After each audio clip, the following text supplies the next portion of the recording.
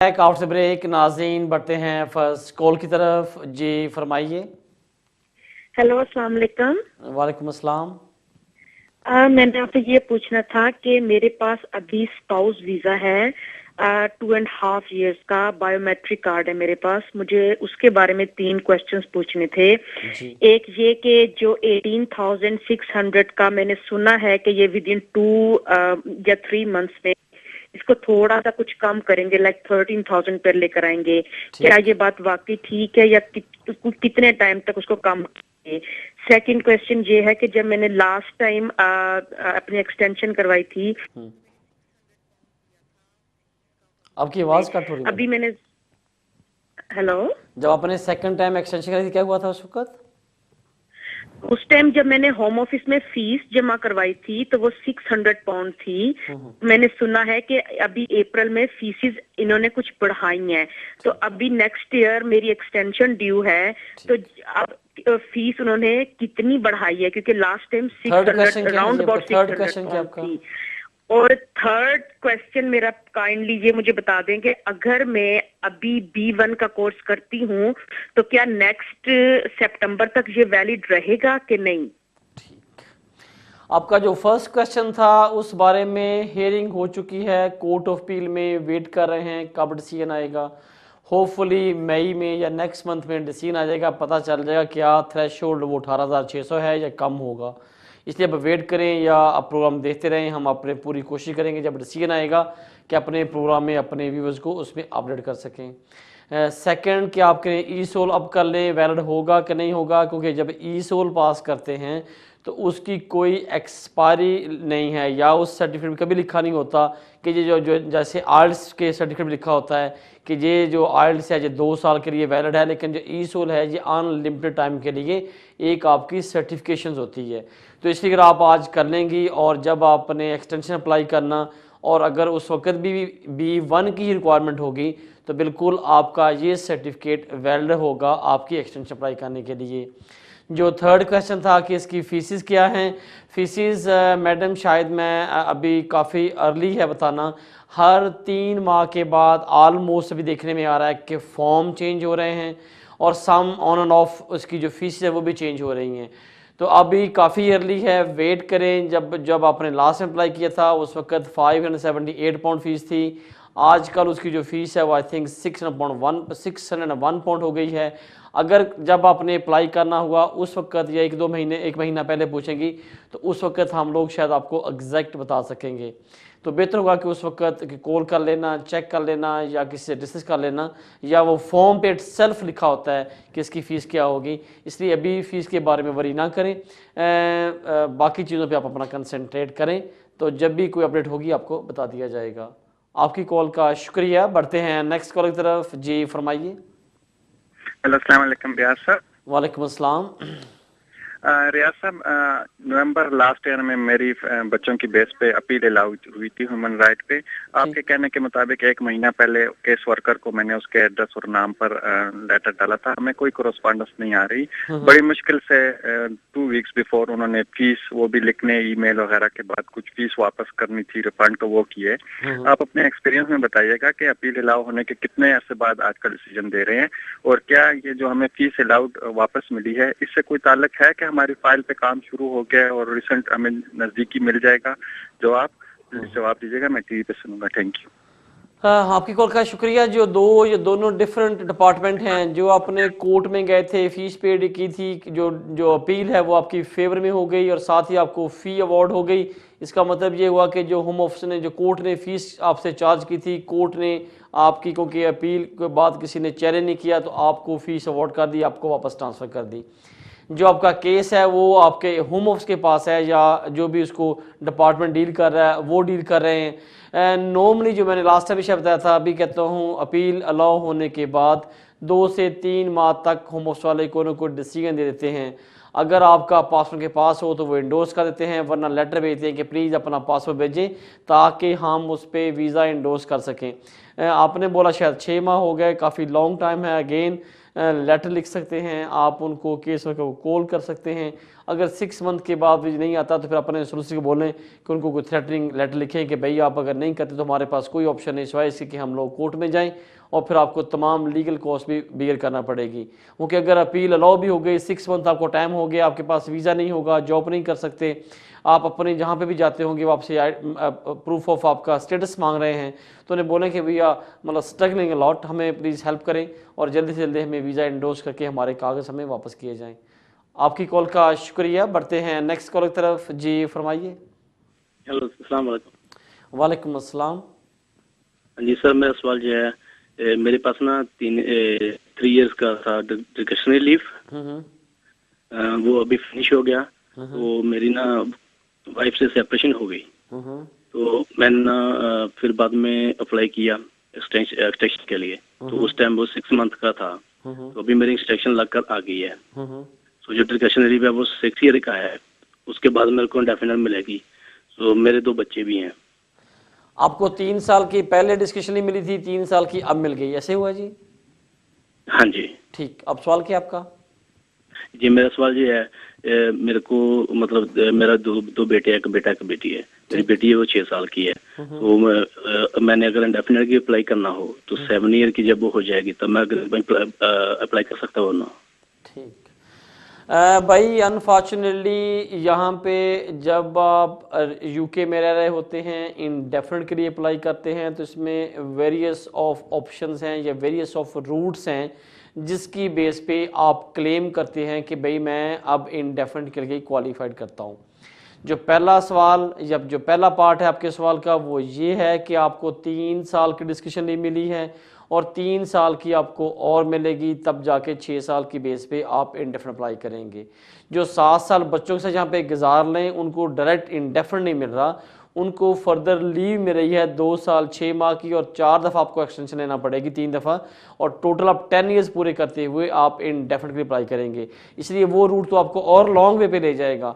इसलिए आप सिर्फ 3 साल की गुजार लें, 3 साल जब आप और पूरे आपको मिल गई है, जब 6 साल पूरे होंगे तो आप इसी बेस पे आप अपनी इंडेफिनिट की एप्लीकेशन कर सकेंगे।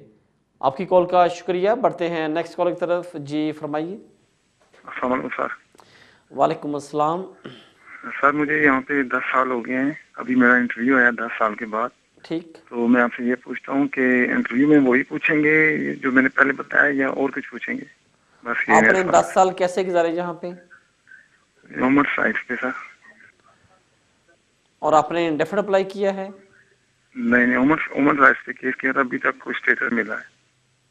ठीक, आपको स्टेटस कोई आपके पास है या आपने अप्लाई किया है? जी अब 10 साल हो गए, केस चल रहा है।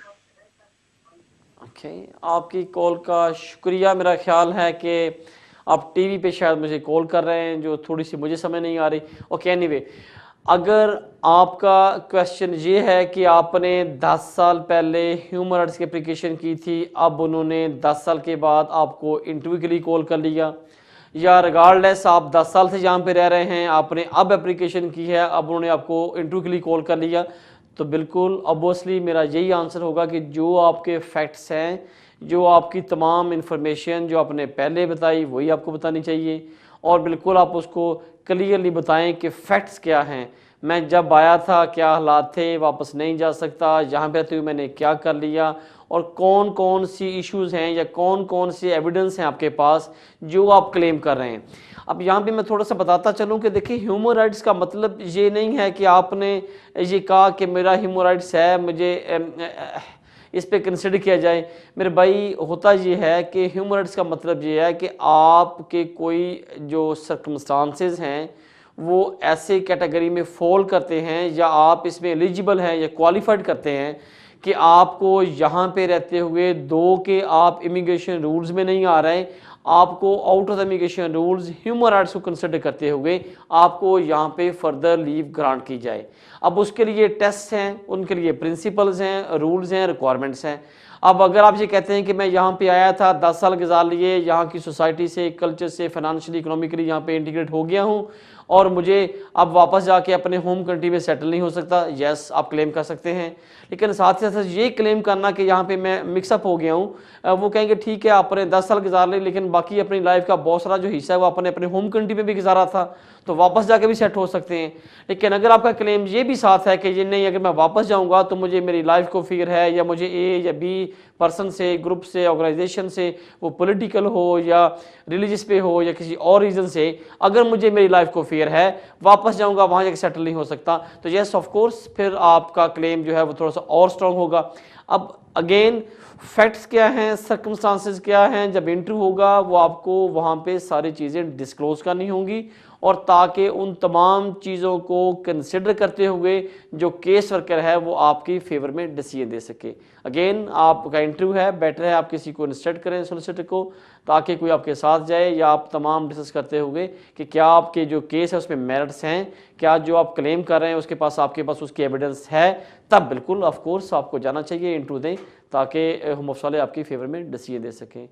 आपकी कॉल का शुक्रिया। बढ़ते हैं नेक्स्ट कॉल की तरफ। जी फरमाइए। जी अस्सलाम वालेकुम। वालेकुम अस्सलाम। देखिए जी, मैं मार्च 2013 में आई थी यहाँ पे अपने बच्चों के साथ, ठीक, विजिट वीजे पे। ठीक, तो फिर मेरी सारी फैमिली, मेरे पेरेंट्स ठीक, इधर सेटल्ड हैं, ठीक, तो मैं वापस नहीं गई। थोड़ा सा वहाँ पे मेरे सर्कमस्टांसेस ठीक नहीं थे हस्बैंड के साथ, मैं वापस नहीं गई। तो अब मुझे क्या एडवाइस है, मैं क्या? Again go to the solicitor, discuss करें। अगर आप यहाँ पे विजिटर आए थे, जब आपने विजिट की एप्लीकेशन की थी, जहाँ से भी आप लोग आए हैं, तो आपने एक डिक्लेरेशन दिया था कि हम फाइनेंशियली बड़े स्ट्रॉन्ग हैं, हमारा सिर्फ और सिर्फ इंटायर एंड जो सोल जो पर्पज़ है टू विजिट द यूके, या जो हमारी फैमिली है उनको है। और जो थर्ड जो उसमें आपने डिक्लेरेशन में कहा था कि हम लोग विद एन ऑथराइज टाइम वापस अपने होम कंट्री में आ जाएंगे। अब क्या हुआ कि आप यूके में इंटर हुए तो आपके हालात चेंज हो गए। अब क्या रीज़न है कि आप वापस जाके अपने कंट्री में नहीं हो सकते, या अब क्या क्या और ऑप्शंस आपके पास हो सकती हैं? देखिए इमिग्रेशन इज़ वेरी वाइड, ये सब्जेक्ट है, बड़ा वाइड, इसमें कैटेगरीज हैं।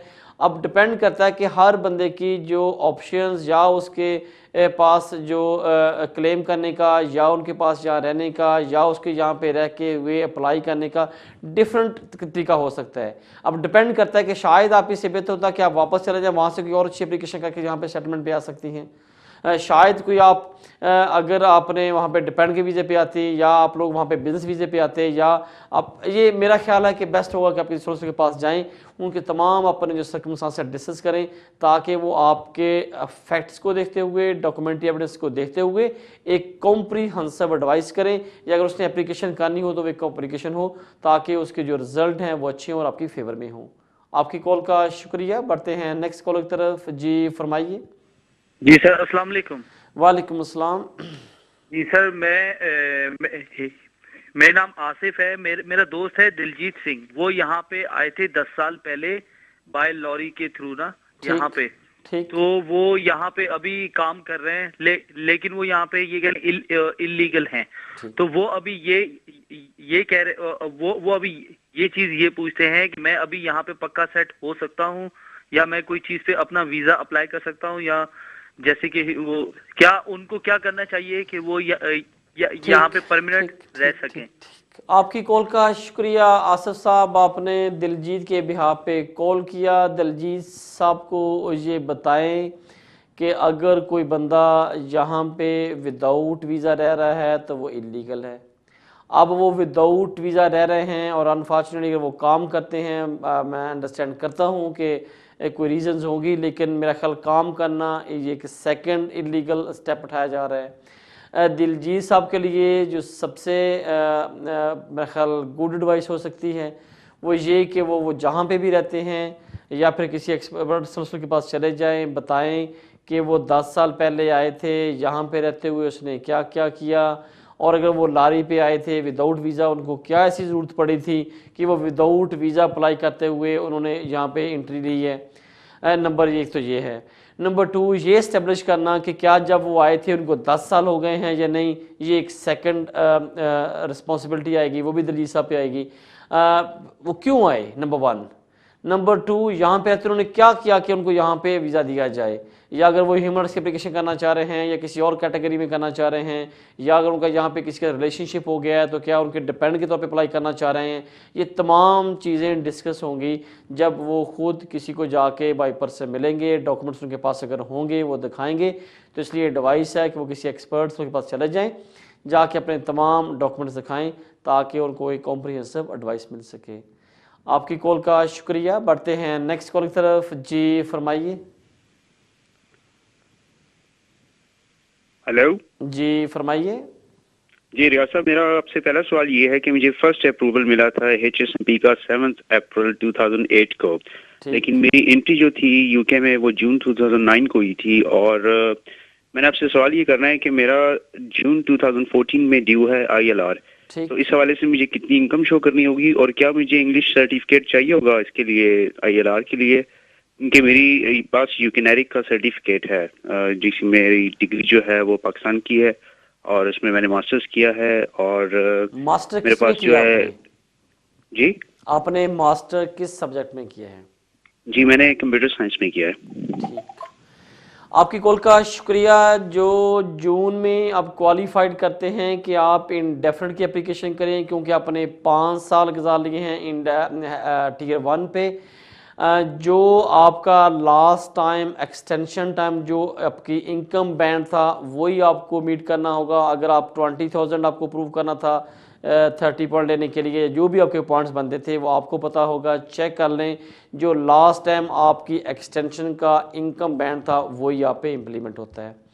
जो नंबर 2 क्वेश्चन था, क्योंकि अगर किसी बंदे ने यूके के अंदर से मास्टर किया हो, ग्रेजुएशन की हो, या अगर उसने किसी अपने होम कंट्री से की हो जो कि इंग्लिश लैंग्वेज कंट्री ना हो, तो वहाँ की उसकी डिग्री के 2 कंडीशंस हैं। एक तो वो डिग्री नेरेक से क्वालिफाइड हो कि वो इक्विवेलेंट टू द ग्रेजुएशन है, और नंबर 2 द जो कोर्स है इट्स टॉट इन इंग्लिश। अगर आपका जो कोर्स है वो इंग्लिश में टॉट नहीं किया गया, सिर्फ वो इक्विवेलेंट टू द ग्रेजुएशन है, तो ऑफ कोर्स आपको यहाँ से B1 पास करना होगा। आपके पास दोनों ऑप्शंस हैं, आप ESOL B1 पास कर लें या IELTS के आपके 4 banned from the each component होने चाहिए, तो आप क्वालिफाइड करेंगे कि साथ ही साथ आप life in UK test pass करते हुए आप अपने इंडेफिनिट की एप्लीकेशन कर सकें। आपकी कॉल का शुक्रिया। बढ़ते हैं नेक्स्ट कॉल की तरफ। जी फरमाइए। हेलो अस्सलाम वालेकुम जी। वालेकुम अस्सलाम। रियाज साहब, मैं एक क्वेश्चन करना सी जी। मैं असल ਮੈਨੂੰ ਇੱਥੇ ਆਇਆ 1998 ਚ ਮੈਂ ਇੱਥੇ ਆਇਆ ਸੀ।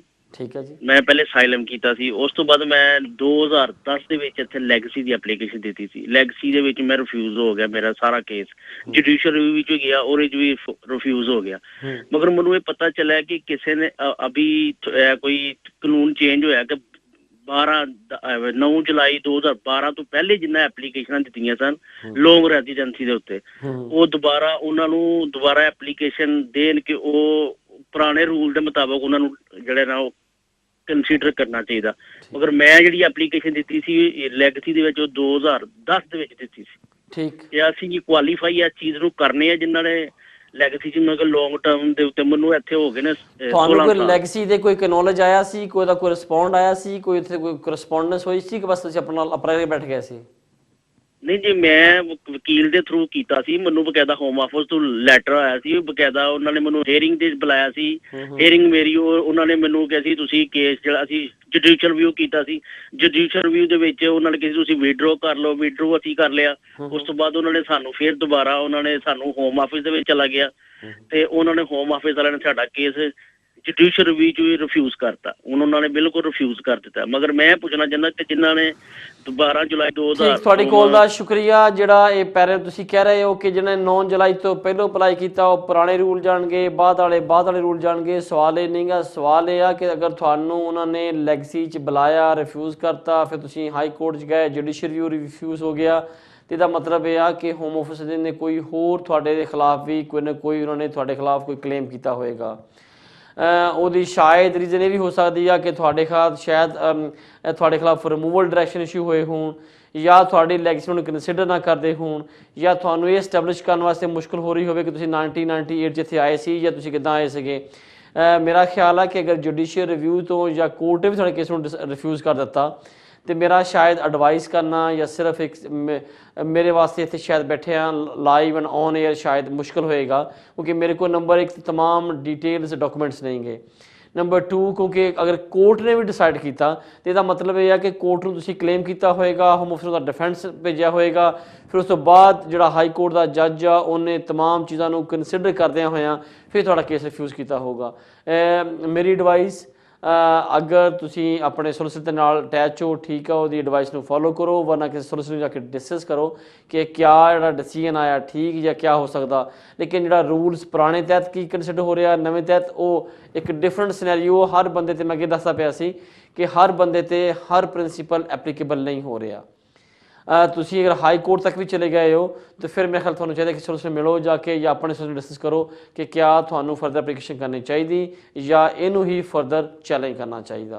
थोड़ी कॉल का शुक्रिया। नाज़रीन, हमारा ईमेल एड्रेस स्क्रीन पे नज़र आ रहा है।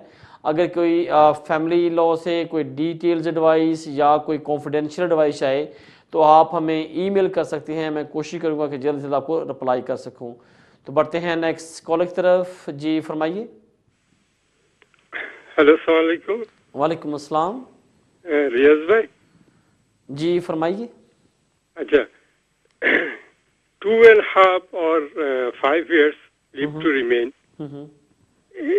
या क्या लिमिटेड लीव है? सवाल आपका क्या है? ये जनरल आंसर मैं आपको दे दूंगा, लेकिन आप क्या पूछना चाहते हैं? जी पूछना चाहता है 2.5 लीव टू रिमेन और 5 years लीव टू रिमेन, एक क्या लिमिटेड, एक ही लिमिटेड? ठीक। मेरा ख्याल है कि आप पूछना चाह रहे हैं कि अगर 2.5 साल की लीव है या 5 साल की लीव है, क्या ये लिमिटेड है? 5 साल की लीव डायरेक्ट किसी को एज ए डिपेंडेंट नहीं मिल रही। जो भी वीज़ा जिस पे कोई लिमिटेशंस हों कि ये वीज़ा अपार्ट फ्रॉम सेटलमेंट का, जितने भी पॉइंट बेस्ड सिस्टम के जो वीज़े हैं वो तमाम लिमिटेड लीव में कंसिडर होंगे। अगर आप यहाँ पे टीयर 1 पे एंटरप्रेन्योर पे हों, आप ग्रेजुएट एंटरप्रेन्योर पे हों, आप बिजनेस वीज़े पे हों, तो उसकी लीव अगर 3 साल की है, 2.5 साल की है, 5 साल की तो है नहीं, या उसके बाद एक्सटेंशन के बाद 2 साल की है, तो वो एक लिमिटेड लीव है till the date of expiry. उसके अंदर वीज़ा एक्सपायर होने से पहले जो टाइम है, तमाम रिक्वायरमेंट्स को पूरे करते हुए आपने सेटलमेंट रूट पे जाना है। इसी तरीके से टीयर 2 की जो वर्क परमिट है, उसकी भी तमाम जितनी भी लीव्स हैं वो लिमिटेड हैं। वो 2 साल की हो, 3 साल की हो, और उसके 5 साल पूरे करते हुए अपने सेटलमेंट पे जाना है।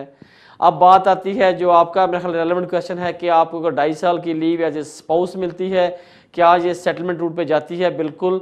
आपको जो नए लॉज हैं, स्पाउस जो इन कंट्री एप्लीकेशन करे या फॉरेन से एज ए डिपेंडेंट यहाँ पे आए, अब उनको 2.5 साल की लीव मिलती है, उसको 1 साल एक्सटेंशन लेनी पड़ेगी दफ़ा, और 5 साल पूरे करते हुए वो इंडेफिनेट के लिए या सेटलमेंट के लिए अप्लाई कर सकते हैं। इसलिए वो 5 साल की कोई लीव नहीं है, 2.5 साल की 2 होंगी, और 5 साल को पूरा करते हुए वो यहाँ पे अपना इंडेफिनेट की एप्लीकेशन करेंगे। आपकी कॉल का शुक्रिया। नाज़रीन, मेरा और आपका साथ यहाँ तक, जिन्होंने हमारे प्रोग्राम में कॉल किया सराहा, उनका शुक्रिया। जिनकी हम कॉल नहीं ले सके उनसे मुलाकात होगी नेक्स्ट थर्सडे। आप हमें ईमेल कर सकते हैं, और मुझे इजाज़त दीजिए। अल्लाह हाफिज़।